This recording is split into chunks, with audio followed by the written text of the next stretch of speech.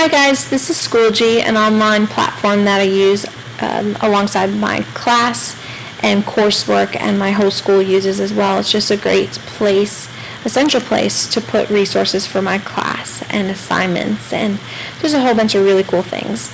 So I want you guys to go ahead and go over to the top right and click sign up. We're going to play around with Schoology a little bit today.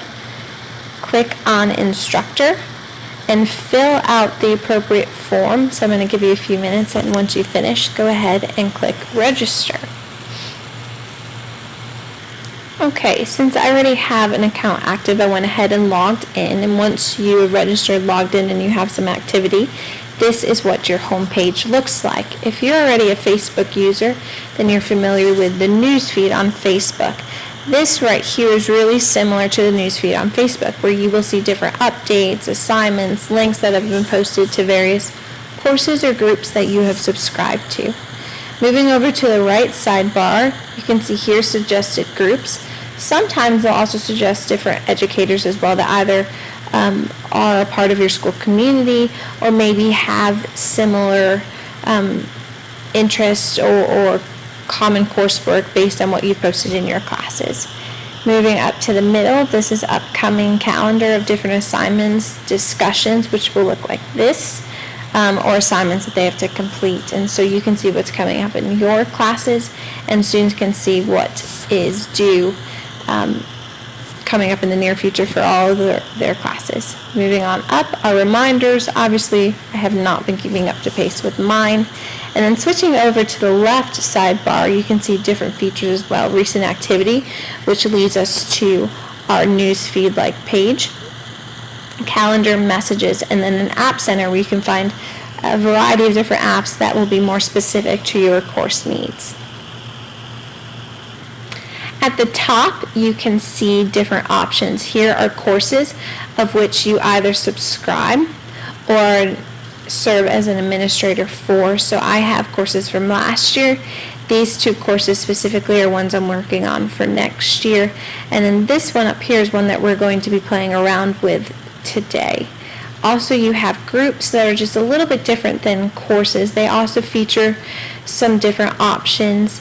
And this will be where you will find groups that you subscribe to, and then the little crown denotes the groups that you're an administrator for.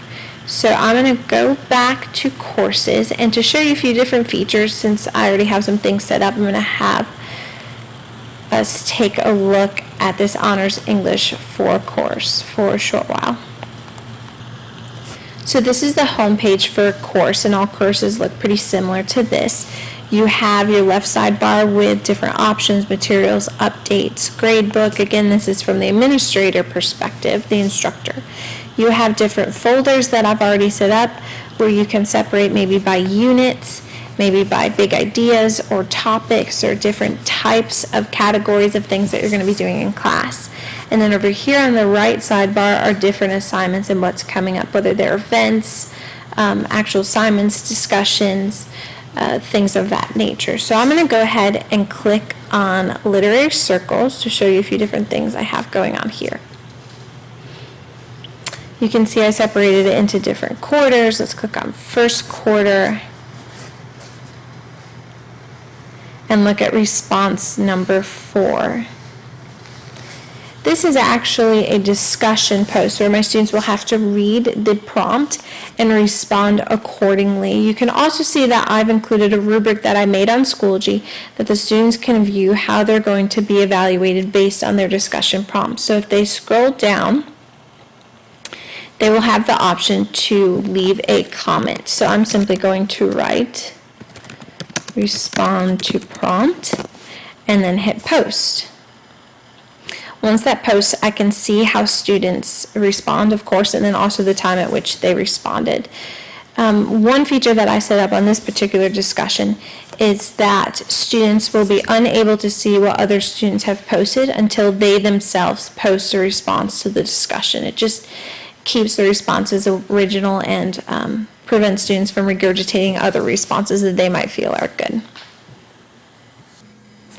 Okay, here I'm back on the course homepage, and I want to show you how to actually make assignments and create them for your class. So here I'm going to click on Add Materials. which you can see I can add another folder to the course assignments, tests, or quizzes that you can actually import or create on Schoology. Files, discussion, page, media, or down here, import from resources, where you can find resources that you've used in years past or for other courses that you want to import into this particular course page. So I'm going to go up to assignment and simply title this assignment 1. The description are the instructions for students. So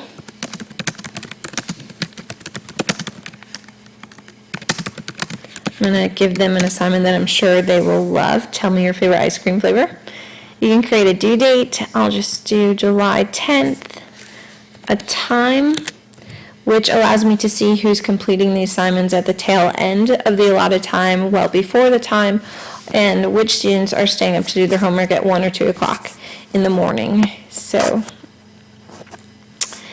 under category, I can assign it a category from a gradebook. So here I'm going to put class book and participation, so when it pops up on the gradebook, it will be under that that group of assignments, CSD grade scale, and then here are some other options as well.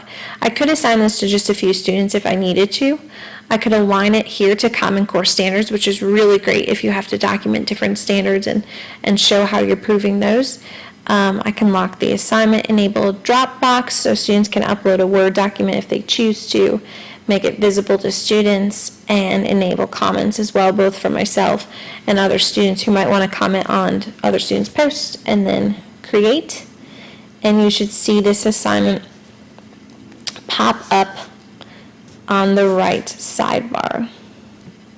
And there it is, assignment number 1. So it showed up for both me and my students.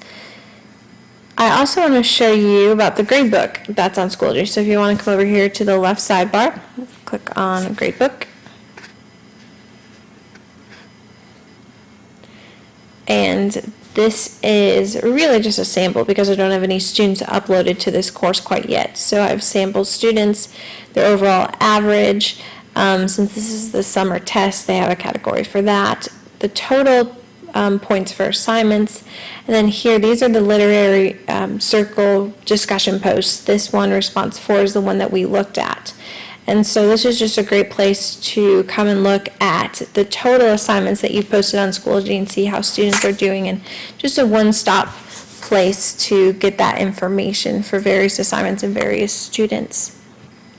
Setting up your gradebook is really simple. So I'm going to click on Grade Setup.